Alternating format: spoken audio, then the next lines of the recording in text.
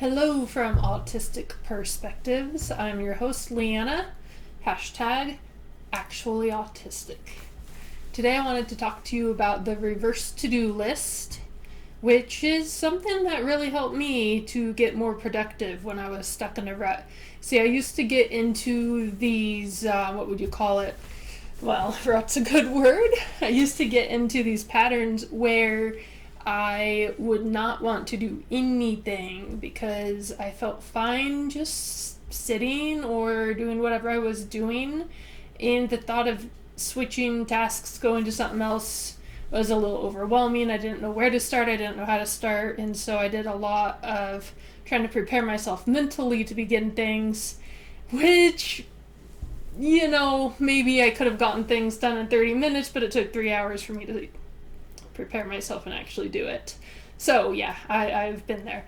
So once when I had many things on my to-do list, it was a long list. I looked at the list. I had maybe 2 things crossed off here and there. I didn't want to start anything. So I had another idea. I was like, oh, okay, well, you know what? I'm going to start a new list. I actually had gotten something done. So I wrote what I had already accomplished on my to-do list, made a box, and put a check mark on it. That felt pretty good. I had a to-do list with 1 item on the list, and that thing was already checked off. So then I decided, that actually might not be a bad idea, because it was much more motivating to see a to-do list with something already checked off than it was to see a long list with no check, just a couple check boxes, check marks. So what I did was I set a timer for 3 hours. I don't recommend starting with a timer that long, but I decided that, okay, I am going to grow my list and do as many things as I can before the timer runs out. So I had been wanting to clean my bathroom for a while. I went in there and I started by taking the trash out. And then I had an idea. You know what? Cleaning the bathroom is a pretty big task. So I'm going to give myself another item on my to-do list. Took out the trash. So I wrote down take out bathroom trash on my to-do list. And then box, check. Now I had 2 things on my list. All already done.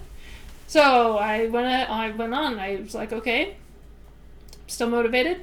Cleaned the kitchen countertop, cleaned the sink, not kitchen, bathroom, still in the bathroom. Wrote those things down, boxes next to them, check, check. Okay, now I had 4 things on my list, and I just kept going. So after the bathroom was clean, there were that added something like 6 things to the list rather than just 1. So I was growing my list really fast. And I went on, I did many things. I sorted mail, I swept floors, I did whatever I could do, and my list just kept growing and growing. By the time I was done, I had about 30 things on my list, and they were all checked off. Some of them were things that were also on my original to-do list, but a lot of them weren't. So this wasn't like a high priority, have to get this thing done today or sink or swim type of deal. It was just things that I saw in the moment that needed done, and I did them and put them on my reverse to-do list. So that actually felt really amazing, and just the shift in my mind from I have so much to do, I don't know what to start, to I'm going to do whatever I want, and this is now a game, and it's going to be fun, and just go for it. So it's important also to celebrate your successes, because we are human and we have a reward center in our brain that connects rewards to actions, which is, why we give a child a gold star, makes them feel good. So we're going to give ourselves gold stars. So what I suggest doing is, well, first of all, like I did, set a timer. But, you might start with 20 or 30 minutes instead of 3 hours. Or you might start with 3 hours. Maybe you're a marathon type person. And if 20 or 30 minutes sounds too long, start with 10 minutes.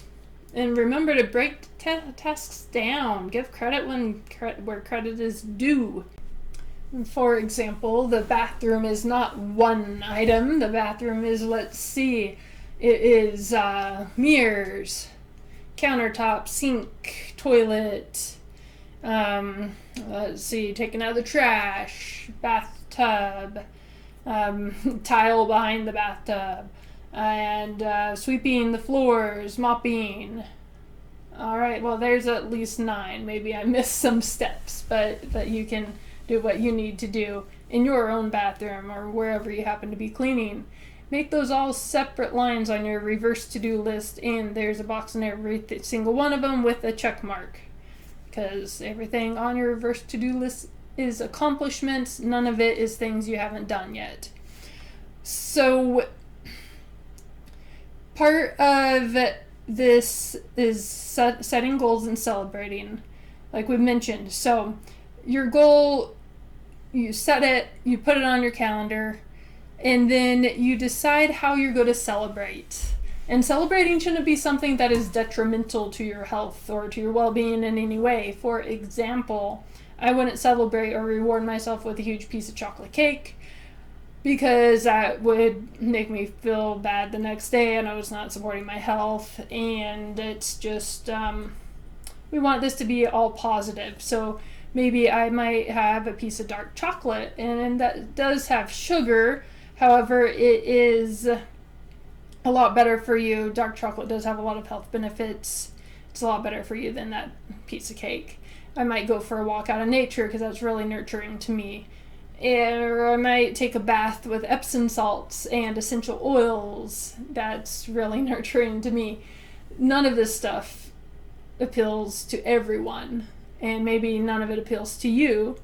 So if some things from my list are on your list, write them down. If there are things that nurture you that I didn't mention, write those things down. Everyone's unique. So make a list of those things that nurture you. That way you have the list, and come back to the list whenever you need to add to it. And then if you're ever having a hard time thinking of things to nurture yourself, thinking of ways to celebrate, you can just look at the list. You don't have to try to think of it in the moment, which is super helpful at times, to not have to try to think of it, just to be able to look. And also remember that we need to change our mindset in such a way that this is not drudgery, okay? This isn't drudgery. This is a game. It's fun, and that just little shift in thinking can just give you so much energy, so much motivation to power through and accomplish a whole lot.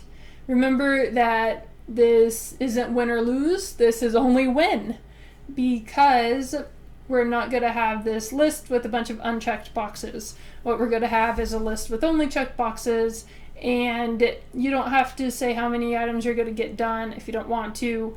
So no matter what, you have accomplished everything, because everything's checked off.